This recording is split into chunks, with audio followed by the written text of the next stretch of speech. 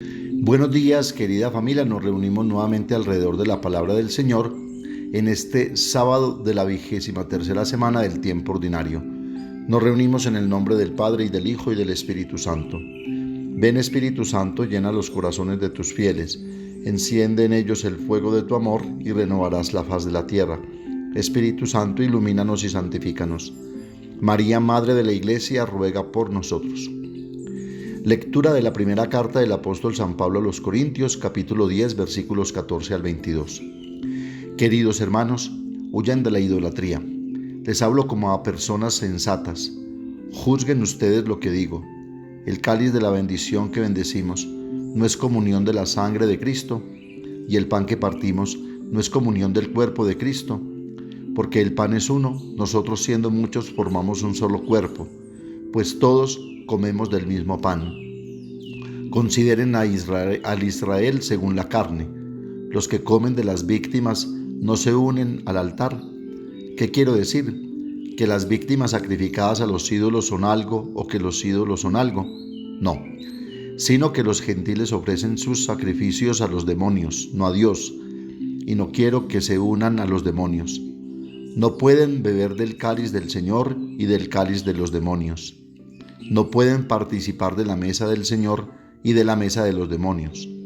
¿O vamos a provocar los celos del Señor? ¿Acaso somos más fuertes que Él? Palabra de Dios. Salmos 116 o 115. Te ofreceré, Señor, un sacrificio de alabanza. ¿Cómo pagaré al Señor todo el bien que me ha hecho? Alzaré la copa de la salvación invocando el nombre del Señor. Te ofreceré un sacrificio de alabanza invocando el nombre del Señor. Cumpliré al Señor mis votos en presencia de todo el pueblo. Lectura del Santo Evangelio según San Lucas, capítulo 6, versículos 43 al 49. En aquel tiempo decía Jesús a sus discípulos: no hay árbol bueno que dé fruto malo, ni árbol malo que dé fruto bueno. Por ello, cada árbol se conoce por su fruto, porque no se recogen higos de las zarzas y no se vendimian racimos de los espinos. El hombre bueno de la bondad que atesora en su corazón saca el bien, y el que es malo de la maldad saca el mal, porque de lo que rebosa el corazón habla la boca. ¿Por qué me llaman Señor, Señor, y no hacen lo que digo? Todo el que viene a mí escucha mis palabras y las pone en práctica. Les voy a decir a quién se parece. Se parece a uno que edificó una casa, cavó, ahondó y puso los cimientos sobre roca. Vino una crecida, arremetió el río contra aquella casa y no pudo derribarla porque estaba sólidamente construida. El que escucha y no pone en práctica se parece a uno que edificó una casa sobre tierra, sin cimiento, arremetió contra ella el río y enseguida se derrumbó, desplomándose, y fue grande la ruina de aquella casa. Palabra del Señor.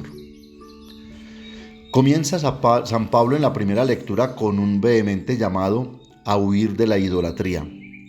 Hermanos, huyan de la idolatría. Como sabemos, fue este el pecado que llevó al pueblo de Israel a sufrir tantas situaciones de mal y esclavitudes por no acogerse del todo y de manera irrestricta al único Dios verdadero, el Dios que los ha liberado y ha hecho siempre alianzas de amor, de salvación y de libertad con este pueblo escogido. Y como sabemos, es también nuestro pecado hoy día, tan llevados por seguir tantos dioses que nos halagan y nos atraen, y que nos vamos creando con la disculpa de lo novedoso, de que el mundo cambia y hay que seguir las modas que se nos van imponiendo, sin darnos cuenta de las tantas alienaciones a las que nos someten esa manera de pensar y de actuar. Y es que el llamado del apóstol, en el fondo, es una invitación a pensar en lo que significa la realidad del pecado que esclaviza y a pensar en la naturaleza de la liberación realizada por Cristo. Y es que la equivocación más frecuente de esta manera de pensar hoy es la de entender la libertad como posibilidad de decidir y hacer todo aquello que quiero. Y no hay nada más equivocado y engañoso que esta manera de pensar, pues una libertad así, más antes que después, fracasa y apesta. Por eso son necesarios entonces los límites que ponen las leyes para determinar el orden, el respeto y mantener la dignidad y la libertad.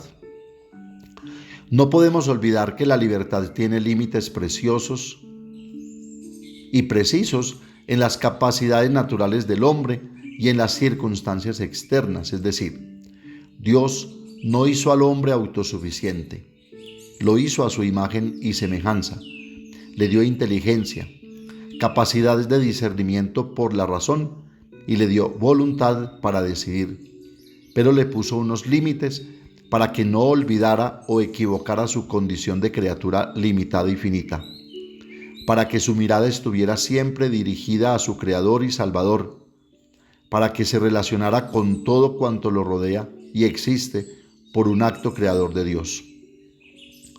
No existe pues una libertad en sí misma que nos haga totalmente autónomos, pues estamos de alguna manera obligados a aceptar una limitación de la propia libertad para poder vivir en la sociedad, pues de lo contrario caeríamos en el pecado de la arrogancia, la prepotencia, el individualismo, la anarquía y el egoísmo que hoy día nos está matando y llevando esta sociedad al desfonde y a la inhumanidad.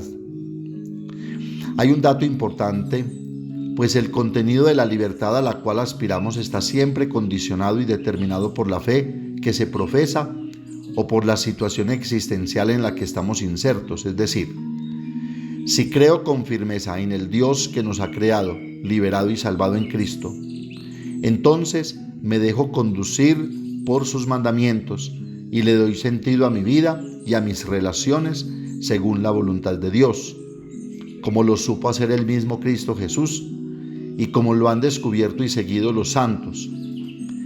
Si no creo en Dios, como se quiere imponer hoy en esta sociedad, y como se ufana este mundo incrédulo e inmoral, entonces cada uno reivindica sus derechos, olvidando sus deberes, y cada uno hace lo que quiere y le dicte su conciencia. Y como tenemos conciencias mal formadas, porque nos quieren hacer ver lo malo como bueno y lo bueno como malo, entonces actuamos mal, como lo vemos hoy día en nuestra sociedad. Los datos de lo que encontramos en la Escritura demuestran cuánto la libertad sea cuestión de saberse poner en el puesto justo y en la relación justa, pues siempre se nos ha dicho que mi libertad llega hasta el quicio de la puerta de la otra persona. Cuando se vulneran los derechos y la libertad del otro, entonces no estoy actuando con libertad, sino con atropello, abuso y arbitrariedad. En la fe, la libertad se entiende siempre con respecto a Dios, que es querer hacer siempre lo que Dios mismo quiere hacer, pues en su sabiduría, Dios siempre sabe qué me conviene y qué no me conviene. La Biblia nos enseña que uno es libre no simplemente por algo connatural al hombre, aunque Dios por supuesto nos haya hecho libres y nos quiera libres, sino porque otro, es decir, Dios, lo ha liberado como hizo tantas veces con el pueblo de Israel y como lo ha hecho Jesús con nosotros, liberándonos de la muerte, del odio, del egoísmo, de la autosuficiencia y de todas aquellas situaciones de inhumanidad, dándonos la vida que es un don de Dios. Solo Cristo, nos enseña San Pablo, es nuestra garantía de liberación. Por el contrario, un hombre que se encierra en sí mismo y rechaza abrirse a Dios, vive en la esclavitud, pues sin Dios el hombre se pierde en este mundo, cayendo en lo que rechaza hoy Pablo, en la idolatría de todas las realidades que hoy día están haciendo al hombre tan infeliz y tan inhumano. Ser entonces hijos de Dios nos hace partícipes de la misma libertad del Padre Celestial, una libertad solo vinculada al bien, comprometida y llevada a la perfección, como lo indica Jesús en el Evangelio de este día. El árbol se conoce por los frutos. Daremos frutos buenos de fidelidad y responsabilidad si nos mueve el amor de Dios en Cristo, pero daremos frutos malos si solo nos mueve el amor a los ídolos que nos dividen, nos alienan, nos deshumanizan, nos hacen romper la comunión porque nos hacen individualistas, egoístas y prepotentes, buscando cada uno sus propios intereses, pasando por encima de los demás y aprovechándose de los demás. Seremos entonces verdaderamente libres en la medida en que hagamos lo que nos indica Jesús, en la medida en que adhiramos nuestra vida a la suya, como el árbol mantiene unidas las ramas al tronco para alimentarse de la savia interior y dar fruto, y en la medida en que construyamos nuestra casa, es decir, la vida con la fuente de vida que es el mismo Cristo, roca fundamental, y el Espíritu que nos alimenta, fortalece y ayuda a dar frutos de amor, de bondad, de generosidad, de compromiso con Dios y con los hermanos, en la construcción de la nueva humanidad movida solo por el amor y el servicio. Que nos ayude la Santísima Virgen María a dejarnos liberar por la palabra de vida de su Hijo Jesucristo, para que podamos dar verdaderos frutos de conversión que nos hagan vivir solo en el amor a Dios y a los hermanos. Amén. Padre nuestro que estás en el cielo, santificado sea tu nombre. Venga a nosotros tu reino, hágase tu voluntad en la tierra como en el cielo. Danos hoy nuestro pan de cada día, perdona nuestras ofensas, como también nosotros perdonamos a los que nos ofenden. No nos dejes caer en la tentación y líbranos del mal. María, Madre de la Iglesia, ruega por nosotros. El Señor nos bendiga, nos guarde de todo mal y nos lleve a la vida eterna. El Señor esté con ustedes, y la bendición de Dios Todopoderoso, Padre, Hijo y Espíritu Santo, descienda sobre ustedes y los acompañe siempre. Que tengan un feliz día y recuerden que los padres de la parroquia los queremos mucho.